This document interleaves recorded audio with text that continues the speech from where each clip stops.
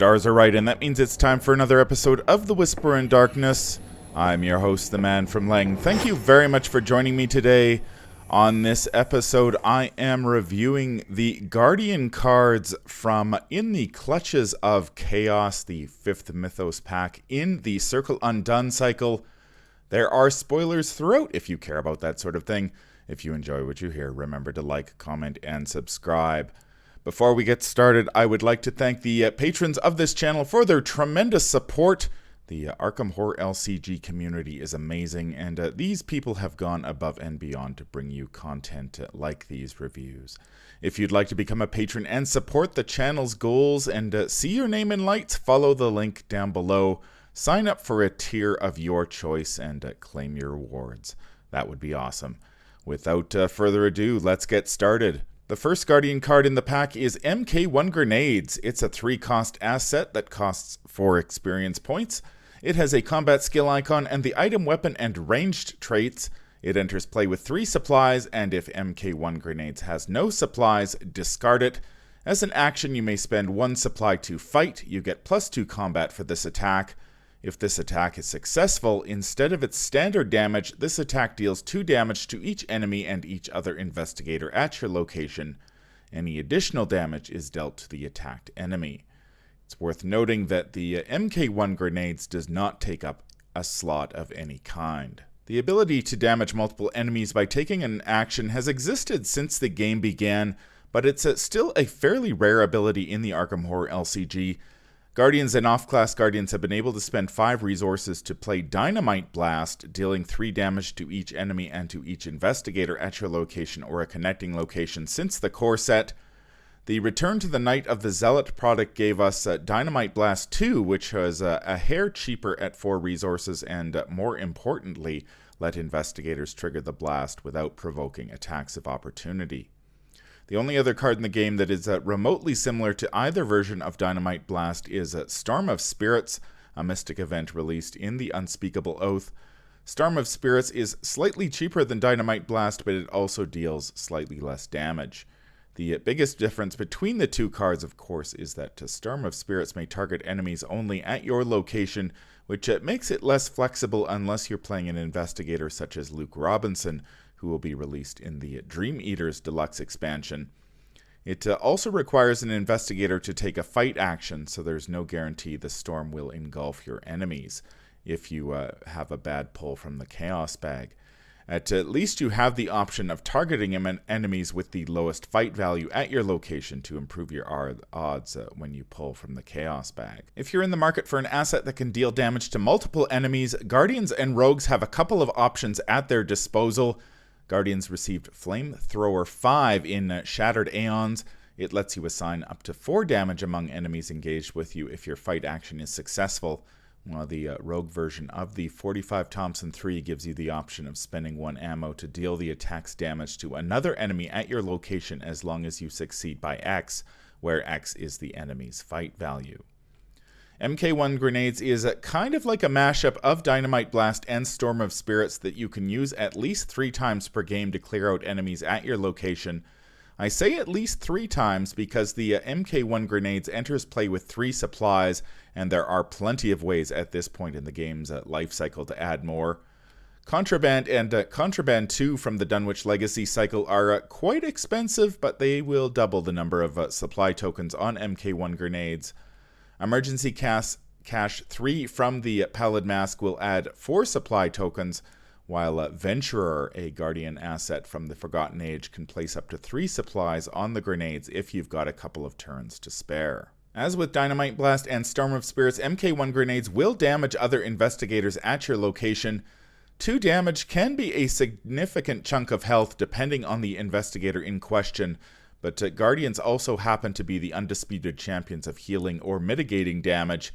If you're planning on throwing a lot of grenades, you may want to consider playing them in combination with cards such as Brother Xavier and Emergency Aid from the Miskatonic Museum, True Grit from the Path to Carcosa, and the other Guardian card in this pack, Agency Backup, to protect your fellow investigators from the shrapnel. Unlike Dynamite Blast, MK1 Grenades cannot target enemies at connecting locations. However, there is a way to get around that restriction. The grenades have the ranged trait, which makes them the perfect target for Marksmanship, the Guardian event from Threads of Fate. Don't forget that Marksmanship will deal an additional damage to the enemy you target with the grenades. Speaking of dishing out additional damage, you may also want to play it in combination with either level of Vicious Blow to add an additional 1 or 2 damage to your total, depending on your skill check. MK1 grenades are a timely addition to the Arkham Horror LCG. We already know that swarms of low health enemies are going to be a thing when the Dream Eaters Deluxe expansion drops later this year, and the grenades provide Guardians with a perfect tool to deal with them, especially if swarms are a reoccurring danger. I like the fact that the grenades do not take up a hand slot, so Guardians don't have to forego their other weapons, which are less likely to damage their fellow investigators.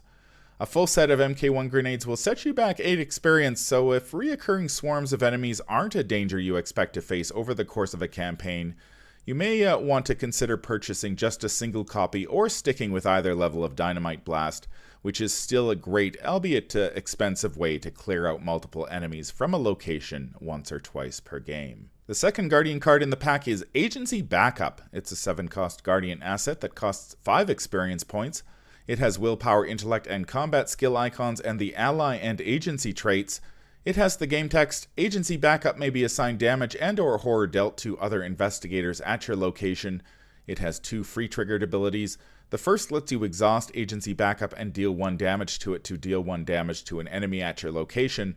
The second lets you exhaust Agency Backup and deal 1 horror to it to discover 1 clue at your location. Agency Backup has 4 health, 4 sanity, and it takes up an ally slot. Wow, that is one expensive ally, both in terms of experience points and resources.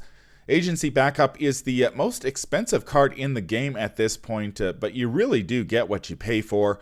It has 3 great abilities that appear on a variety of other Guardian cards and a sizable chunk of health and sanity to boot. Agency Backup is an ally, so it synergizes with ally tech such as either level of a chance encounter, calling in favors, emergency aid, flare, and inspiring presence and trusted. Agency Backup is even non-unique, so you can have 2 of them in play with charisma if you, of course, you can swing that resource cost. Agency Backup's abilities are nothing short of fantastic. Much like Beat Cop 2, you may exhaust it as a free triggered ability to deal 1 damage to an enemy at your location. Agency Backup has 4 health, so that's up to 4 damage you can inflict over the course of a scenario without making a single pull from the Chaos Bag. If you're not concerned about the enemies lurking in the shadows, you may use Agency Backup's other free triggered ability to discover a clue in exchange for a horror. Discovering clues is the name of the game in the Arkham Horror LCG, so the ability to discover up to 4 clues per scenario, regardless of the shroud value at your location and without having to pull from the Chaos Bag, is awesome. If you're afraid 4 health and 4 sanity won't be enough for a scenario, you may want to consider adding a couple copies of Trusted to your deck. A non-unique Guardian event from the Forgotten Age, Trusted attaches to an ally, giving it +1 health and +1 sanity for each copy. Toss in a couple ways to heal damage and or horror on allies, such as emergency aid from the Miskatonic Museum or inspiring presence from the Pallid Mask, and Agency Backup will be able to soak damage and or horror, damage enemies and discover clues and still have health to spare. The nice thing about this sort of combination is that while Agency Backup does cost 5 experience points, Emergency Aid, Inspiring Presence, and Trusted are all level 0 cards. The biggest question mark hanging over Agency Backup is how you're going to pay for it. Resources always seem to be in short supply in Guardian, so you'll need to take advantage of every discount that you can find. Leo Anderson has a leg up on other Guardians when it comes to playing Agency Backup. First, Leo's special ability gives him a 1 resource discount when he plays an ally at the beginning of his turn. Second, Leo is an off-class rogue, so there are no shortage of ways for him to generate the resources needed to hire Agency Backup. Other Guardians will need to be a little more creative if they want to generate the resources needed to play Agency Backup and all of their other toys. There's always Emergency Cash, of course, but Guardians may also want to consider Ever Vigilant, which lets you play Agency Backup for 6 resources. Ever Vigilant is problematic, though, since it lets you play 3 assets at a discount, so you'll need a lot, and I mean a lot of resources if you want to use it to play Agency Backup and 2 other assets that cost more than 1 resource each. Emergency Cash and Ever Vigilant have the supply and tactic traits respectively, so you may play them in combination with Stick to the Plan if you need to jumpstart your resource generation in anticipation of playing Agency Backup. Guardians also have the option of cheating Agency Backup into play using Calling in Favors from the Unspeakable Oath. You need an ally in play, Calling in Favors in your hand, and a few resources in your resource pool before you can pull this trick off, but it's an option. If you've teamed up with a survivor or off-class survivor, they can play Flare to search your deck for Agency Backup or a chance encounter to put it into play from your discard pile. However, in both cases, Agency Backup enters play under that investigator's control, which may not be ideal. If you play a chance encounter, Agency Backup will be discarded at the end of the round. If you're playing a wealthy survivor or off-class survivor such as Preston Fairmount, he can pay full price for the Agency Backup using a chance encounter too, in which case Agency Backup will stick around. Agency Backup is a powerful ally that packs a punch. The ability to damage enemies or discover clues without making skill tests is nothing short of awesome, and Agency Backup has plenty of health and sanity to trigger those abilities multiple turns or multiple times per game. Agency Backup is quite expensive, so I expect it to find a home in Leo Anderson, although other Guardians can play it as long as they've got the resource generation to support it. That's going to do it for my review of the Guardian cards from In the Clutches of Chaos. This is a very good pack for Guardians. MK1 grenades give Guardians another option to deal with enemies which may be more prolific in the Dream Eaters Deluxe expansion. Dynamite Blast is still an option, but if you need to clear locations multiple times per game, you definitely may want to consider MK1 grenades as an alternative. Agency Backup is a very good card that incorporates a lot of the major Guardian themes: direct damage, discovering clues, and/or damage and horror mitigation. Agency Backup is hella expensive, but generating extra resources is relatively easy for Guardians such as Leo Anderson, Carolyn Fern, and Zoe Samras, so the sticker shock isn't that bad. Very good stuff here for the Guardian class in this pack. That's going to do it for this review. If you enjoy what you hear, remember to like, comment, and subscribe. If you need to contact me, I can be reached at manfromleng@gmail.com. I'm also on Twitter at manfromleng. Until the stars are right, keep your shotgun close and your elder sign closer. Take care out there, and happy investigating.